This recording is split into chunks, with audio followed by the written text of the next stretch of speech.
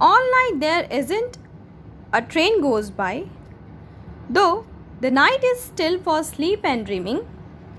But I see cinders red on sky and hear its engines steaming. Now, in the second stanza, the speaker continues to speak the importance of these moving trains to her everyday life. Till now, she nowhere mentions that her life is boring or she is frustrated from her life or something like nothing like that. But still, the sound of train is so much attracting to her that she cannot even stop thinking of them during the night time.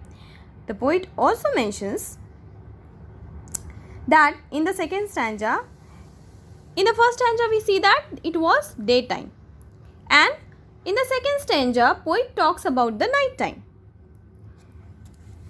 In speaker's area, trains do not pass by at night, but still she can't help herself from imagining train's engine steaming. Means even it was night, she was hearing the noise of train, and she can close her eyes and she can imagine easily the moving of train and the whistling, the steam engine burning, everything she can imagine, and she can hear the voices, different types of voices that trains make. She says that she can feel the engine smelling and can see how it looks if it was in her presence.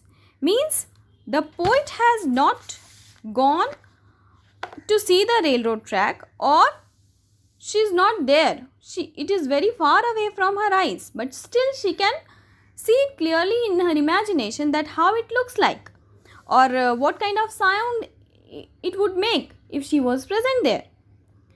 Alright, now we move on to the third stanza. My heart is warm with the friends I make, and better friends I'll not be knowing. Yet there isn't a train I wouldn't take, no matter where it's going. Now, by reading these two stanzas, the readers or you must be feeling curious that where does the poet actually wants to go?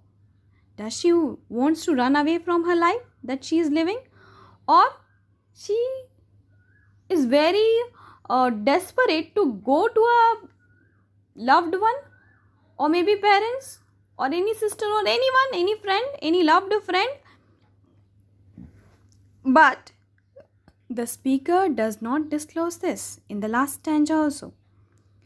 Let us start with the stanza. My heart is warm with friends I make.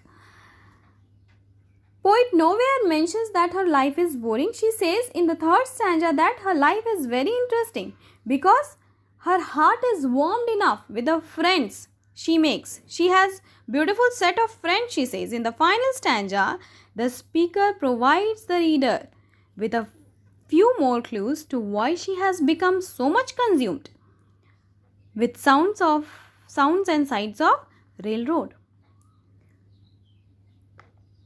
In the first topic brings in this stanza is about her friends. She says that she is very warmed, she is very fulfilled with the feelings towards her friends. Means she doesn't dislike her life, or her life is not boring. She mentions here it is full of good friends that fulfill their part of her.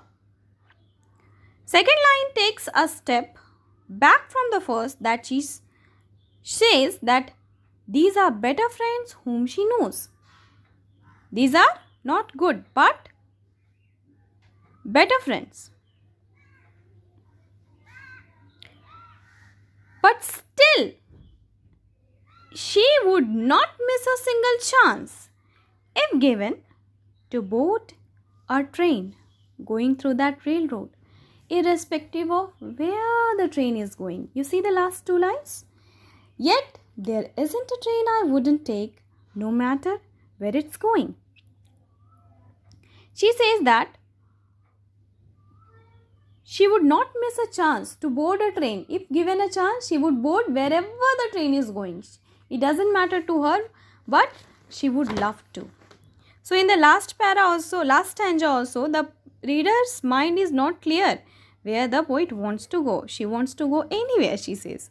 So at last we feel that she kills the curiosity of the readers. Yes, we were expecting something high or something emotional, but nothing like that happens.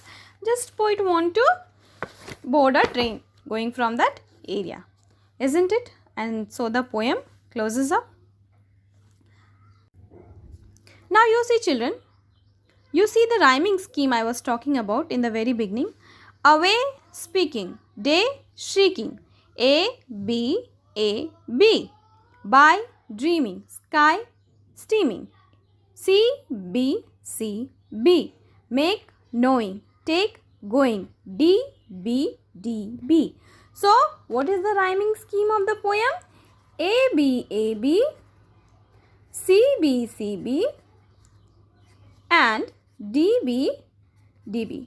We see here, children, that words with ing, speaking, shrieking, dreaming, steaming, knowing, going, it goes on in the entire poem. Can you tell me why the poet does it? The poet here follows such a continuity of the scheme B, rhyming scheme B, just to create a sense of purity and continuity in the poem. These are the tricks through which you would feel better to read it, isn't it? So this is the rhyming scheme of the poem. I think it's very nice. Now I'll provide you a summary of this poem and then we will start with the question answers. Okay.